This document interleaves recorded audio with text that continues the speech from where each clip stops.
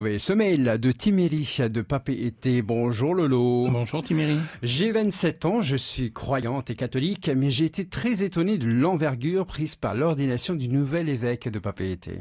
Alors attention, quand on parle de religion, il faut prendre des gants et marcher sur des œufs, sujet extrêmement sensible, pas question d'ironiser sur la religion en Polynésie, même s'il s'agit de religion importée d'ailleurs il y a très longtemps, puisque la colonisation spirituelle a fait son œuvre depuis des générations et a converti des Polynésiens en les détournant de leurs dieux locaux, Taroa, Oro et autres Tané. Mais déjà parler de religion venue d'Europe en termes de colonisation, c'est démarrer une polémique, donc prudence. Critiquer la religion en Polynésie, c'est aussi risqué qu'un supporter du PSG qui viendrait dire du mal de l'OM dans un bar marseillais.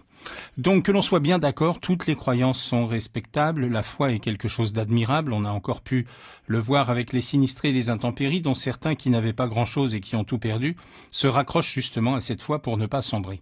Et puis un territoire qui permet à autant de religions de cohabiter paisiblement, ça ferait rêver certains pays en guerre, il faut reconnaître cet aspect.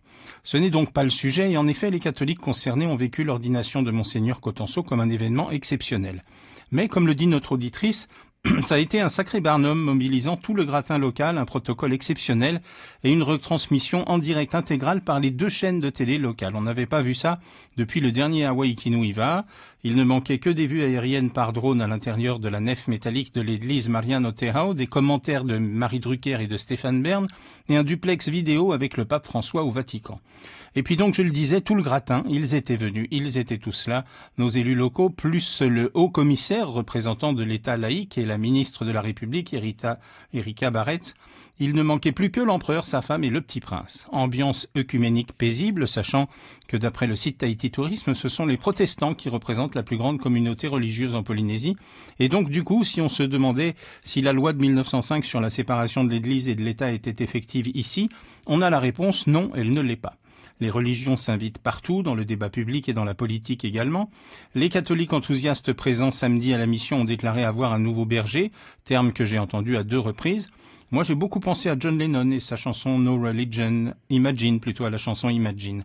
Bref, chacun retiendra ce qu'il voudra de cet événement majeur. Pour ma part, j'ai entendu Monseigneur Cotenso dire que son ordination était pleine d'amour et que c'était comme la rencontre d'un homme et d'une femme tombant amoureux. Et là, ça m'a beaucoup parlé. Donc oui, en effet, définitivement présenté sous cet angle, c'était un événement merveilleux. On souhaite en tout cas un bon règne à Monseigneur Cotenso. Merci beaucoup, c'était de quoi je m'y mêle avec Lolo, 6h53.